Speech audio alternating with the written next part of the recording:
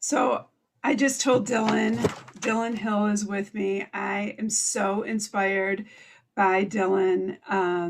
And everybody listening and then re listening is going to be so inspired as well. I've been looking forward to meeting you. I'm so Thank excited. you. It's Friday. I'm ending a very long, crazy week. And if I do nothing else today, I will be blessed to have had this time with you. Well, thank you. Um, Dillon, I won't do justice with this bio about you, other than to say Dillon runs Live for Another. It's an unstoppable community of kindness. And from there, I want you to start from the very beginning, what you did and who you did it for. Yeah, it's been quite the journey. So I always struggle to give the elevator pitch, I but know. ultimately, my childhood friend, who as kids we had, I say we, but he was diagnosed with cancer, and we had gone through that experience together. Most of the work was on his end, of course, as children, right? And then he entered remission. He was fine for about 10 years. Then, come 2017, he was re-diagnosed with leukemia. It was back. This time it was a little bit different because he was given a terminal diagnosis. Before, it was more of a chronic kind of thing. And they gave him 1 to 2 years to live. And the particular moment when he called me, I remember almost not answering the phone because I was like studying for some dumb econ final or some, I think it was homework. But nonetheless, right? I was like, oh, I don't want to talk to You you were right now. doing I'm your busy. thing. You were Yeah, doing your thing. Right. exactly. And then, of course, he punched me in the face with this information. Um, like he did when we were kids too. It was kind of an interesting roundabout thing. But um, yeah, I just remember like kind of ending the call in such a way where it's like, okay, I don't know what I'm supposed to do with this information. I mean, obviously he's going to tell me because, it's a big deal. But at the same time, I'm like, okay. And then I just kind of got back to my homework. And then 2 seconds later, I'm like, whoa. That's not the way to respond to this. And then so relatively quickly, I kind of came up with the idea of like, I'm just going to quit what I'm doing. If he is going to pass in this next year, which unfortunately I do trust the doctors, um, I don't want to be sitting in a lecture hall, and I don't want to be in a situation where I'm worrying about completely meaningless things while someone who's been really important in my life is dying, right? So I decided to drop out of college. I called him back and said, hey, maybe we can use this as an opportunity to like finally take that road trip that we've been talking about since middle school. Not literally the road trip, but more so like, hey, let's do the things that we've always kind of like joked around about and put it Yeah. into a bucket list. So we did. We didn't have a bucket list up until that point, but we came up with one, constantly kept adding to it. And then we put together a little website and a little video just explaining like our friendship, what was happening, what we hoped to do, and posted it online. It went And this was what you called my best friends list, correct? Yeah, that was my best friends list. Hmm. And ultimately the goal was to just have an awesome year, you know, make sure that it went out with a bang. And it did, because that video, the first video, went very viral. Well, at least from our 0 followers to the first day it had like 500,000 views. And then it only continued to grow from there. And ultimately what that meant was a whole bunch of people from across the world sort of reaching out to us. And because they had seen the bucket list, and they had seen like this, almost like this dream list, right, of things we Right. wanted to do, they saw it and they were able to just click a button and send us a message and say, hey, I know a guy who works at this place who can help you do that. Um, But I don't think it was only just that. I think that people wanted to help you fulfill the bucket list, but I also think there was an embrace of s- everybody knows somebody right. that's gone through something. And Yeah. I think people were wrapping themselves around you and trying to push you guys along the way. And some people probably were in awe of this friendship that you did this. Not everybody would drop out of school on your part. and grab your friend's hand and say, hey, I'm going to do this. So, I know you're not looking for that, you Well, know, thank you. accolade per se, but that was big on you, because you could have held his hand differently, you Right. know.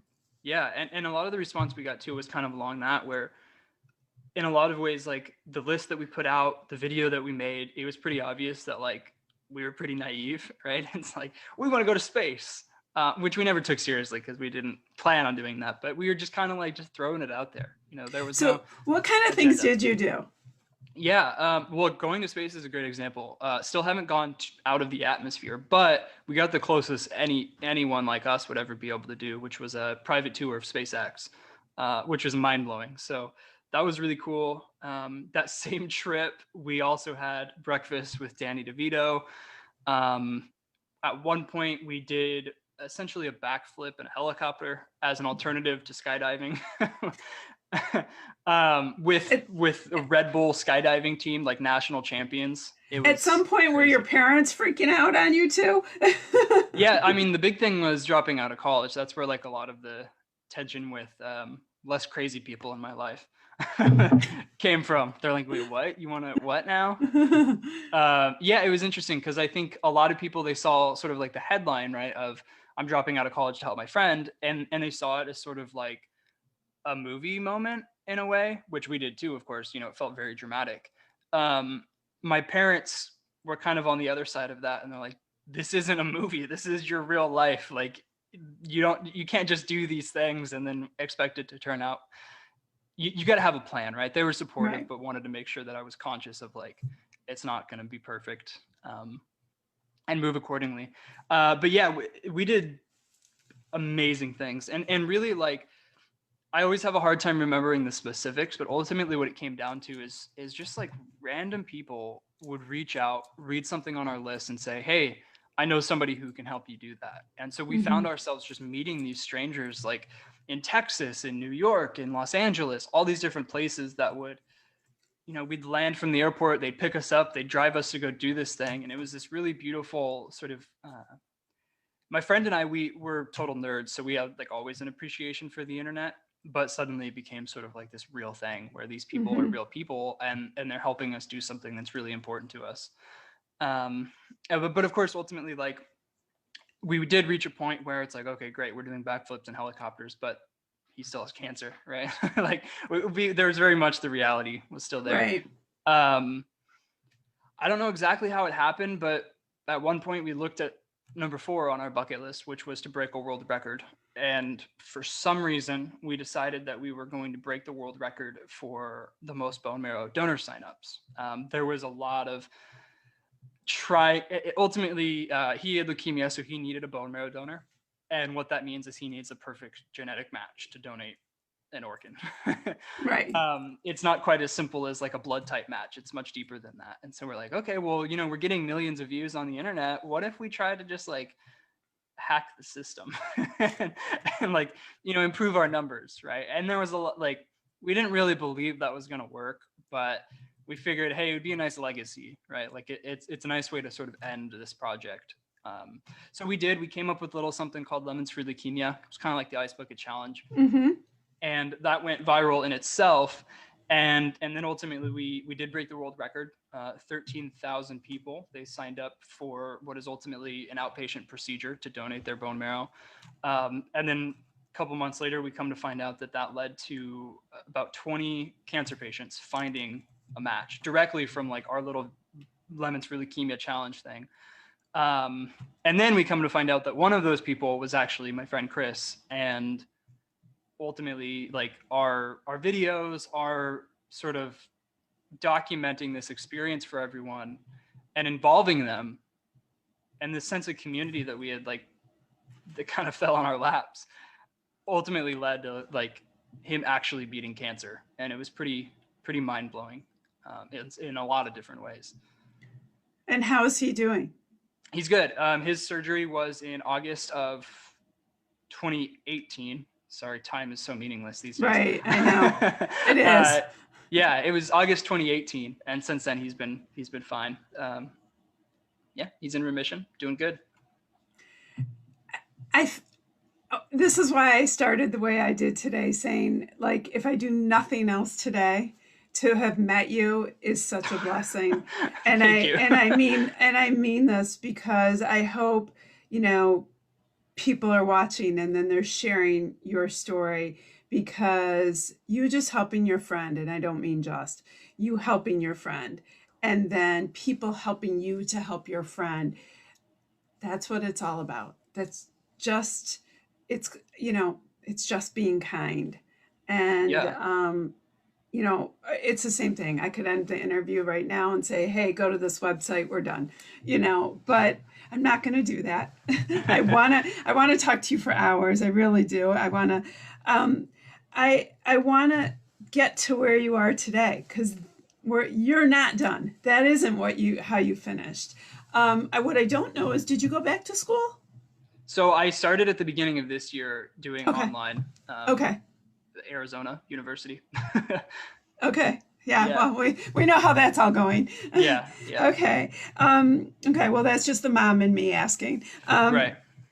But you have an organization that is called Live for Another, and it couldn't be more appropriately branded, marketed. So that's the PR person in me. But I love this title, Live for Another, because obviously it stems from your relationship, and, you know, moving past, you know, the lemons for leukemia and your bucket list. Your parents are probably going to, you know, ground you a little bit but live for another. And it goes with your virtual background as such too, Yeah. because Right. you are just crazy what you do. So let's talk about that. Yeah. What is Live for Another? So People need to head over to that website, yeah. because there are things flying around, going wild. I'm telling you, if somebody asks for it, you are just gonna do it. Yeah. It's I like on the surface, Live for Another is the way we have it on the website. Live for Another is a social movement about helping people in creative ways. But for me, it kind of goes a lot deeper than that. It is what I learned from doing the bucket list with my friend. It's also what I learned in high school. I started a charity called Gamers Gift. It's what I learned there. It's it's it's. I mean, I wouldn't consider myself somebody like. I mean, you're being so nice. You're giving me a lot of praise, but of course, every time you say something, I think like, yeah, but I'm, all these like character flaws, right? I very much find myself like imperfect, and We're all imperfect, but exactly, we're all imperfect. But when you move the needle, and you move the needle as you are, you're helping other people move the needle, and that exactly, yeah, none of us are perfect. and that's what Live for Another is about, really. It's kind of I want to accept that we are imperfect, and that I think like in the news and stuff, there's sort of maybe this like weird disconnect where you think of like kindness and helping other people and being a good person.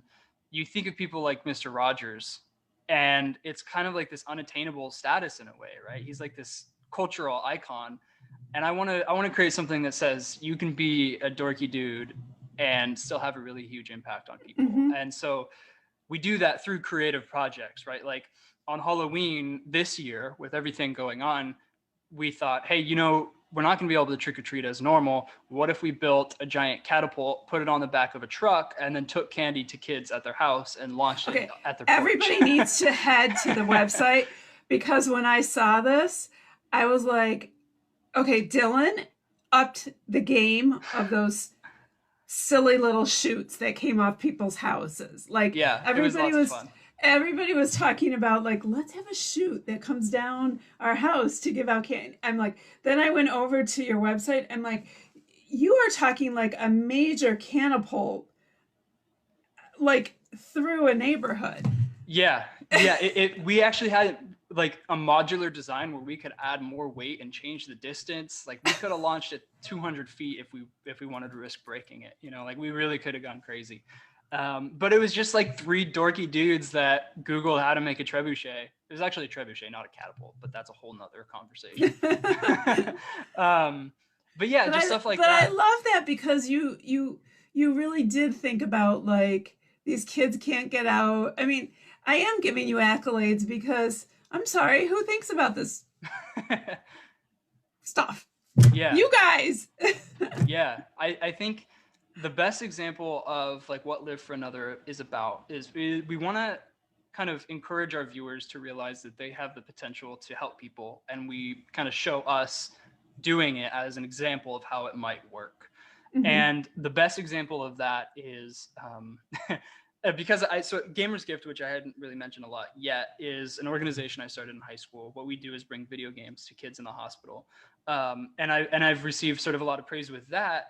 A lot of people are like, oh, you know, they hear going to a children's hospital and they're like, oh, that's amazing. For this Live for Another project, we wanted to show them that it's like it's not that impossible, right? Anybody can go to a children's hospital. So what we did is we challenged our audience. We said, hey, send us an email and we will come to your city, and together we will go to a children's hospital together and hand them a video game console. And not only did we do that, but we also challenged ourselves to do as many of those in 7 days, because we just wanted to take it to the extreme, I guess. I don't know. We're weird. But ultimately, we traveled across the country. We passed through, I think, 10 different states in 7 days. We got no sleep. But we had 15 suitcases full of video game consoles, and we just went up and down the East Coast over to Ohio, um, donating them with our viewers. And it was this really beautiful moment of like, again, kind of breaking that divide between the screen, right? It was like these people who have seen us do things like the Mhm. candy trebuchet or these billboards, things like that. They've seen it, but then we were kind of like showing up at their doorstep and saying, "Hey, man, let's do Here this we together." are. Yeah, So how do is it like the make a wish style where I say, "Hey, Dylan, I want to do this," or do you guys come up with ideas? Like, if I have an idea here in Detroit, do I contact you, or do you already have the ideas? it's a little bit of both. So we kind of have two different things. We have what we call Live for Another videos, which is just the ideas we come up with and then Mhm. execute. And then the other thing is the Kindness Fund, which we actually just started like last week. But ultimately, the idea is any donations that we get every month goes to the Kindness Fund. Right now, I think it's at like $103. And then our community can submit ideas on how that money is spent, and then we go and put our twist on it. So, as an example, you know, someone submitted the idea to go donate socks and blankets to a homeless shelter. So Mhm. that's the one we're working on right now. Like, how can we take that to? How can we put our weird, messed up twist on that? Not messed up, but extreme, I, um, in such a way where people can submit ideas, but they don't. But it's for the kind of people who want to have a positive impact on the world, but they might have an idea, but they don't know where to start. They don't know how to execute. They can just type the idea, send it over to us, and then our community fundraises for it, and then we go and do it, and it hopefully, ideally, um, is done big in our traditional fashion. So got yeah, it. it's a little bit of both. Um, and um, I forgot what I was thinking. I was so intent listening.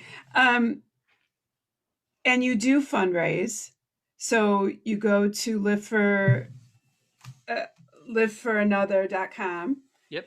And what projects are you working on right now?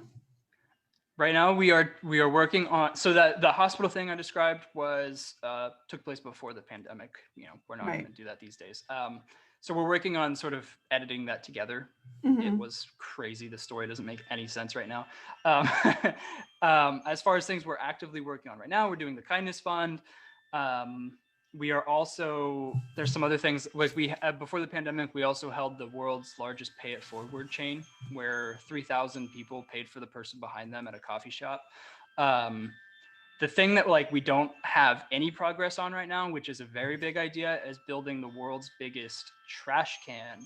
And we want to basically tour it up and down the West Coast and fill up a 3-story tall trash can with trash, right? It's kind of an abstract idea, but most of ours are. Um, just things like that. We have a couple of other ones, but they're less fleshed out. Okay. And then the Well, kind is fun, which is rolling. one of the things I was so intent My listening alarm's to going you like off on it. the back. Let me turn that off. I'm Okay, sorry. sorry.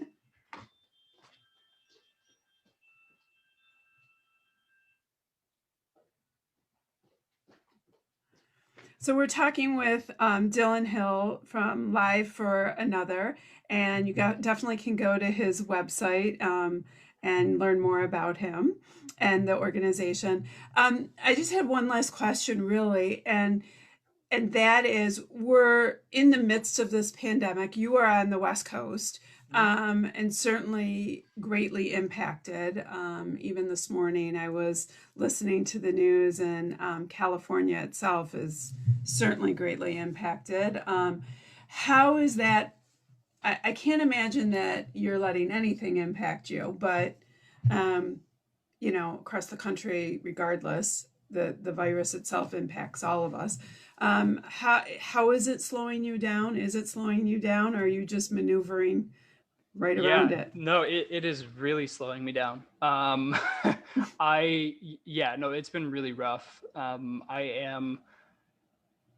It's been very difficult for me. A lot of anxiety around it, and a lot Mhm. of really what that has meant is really myself is relying on the idea of live for another.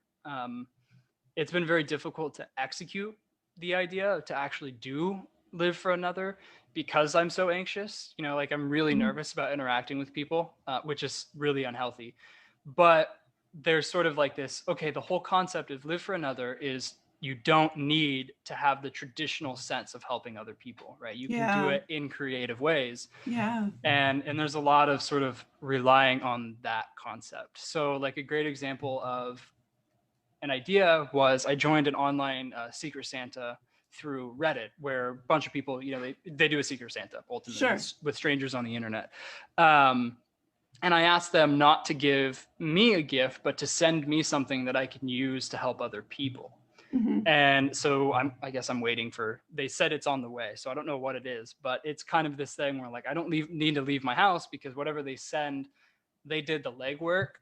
I just need to sort of use it, I guess. Well, so I like that, and I don't blame you. It's an anxious time for everyone, and you're amongst many who have been stuck in the virtual world in school, which, we all know that's challenging. Then you're in the virtual world, which you were for work, but it does add to everyone's mental health and anxiety. And Yeah. you're used to taking your work from that virtual out to the streets and getting and helping people. The good news is you will be out there, sooner than later. Hopefully 2021 is all of our years, all of our year. Just it depends when, Right. because we're all waiting for that. The greatest part is, the world needs more Dillon Hills, Thank you. um, and the best part, like I said, is when people get to know you, you're really spreading um, what you do. And I do believe that when someone's kind, that kindness spreads. And so I Yeah. won't give you any more accolades. I know you don't want it, but you deserve it. Thank And you. I'm so thankful that Chris is doing better. It's just that in itself, it's such gratitude and blessings for that. Please, everyone, head over to liveforanother.com. Learn more about this organization. Spend a little time this Friday learning more about it and what they do. It's crazy. It is crazy good. I love it. I'm so thankful that we got to share some time together today. Yeah, it's been I fun. definitely want to have you come back in 2021 so we can catch up with you and some of the things you're doing. Yeah. Yeah, sounds For good. sure. All right. Have a great holiday. Take care. You as well. Thanks. Bye bye.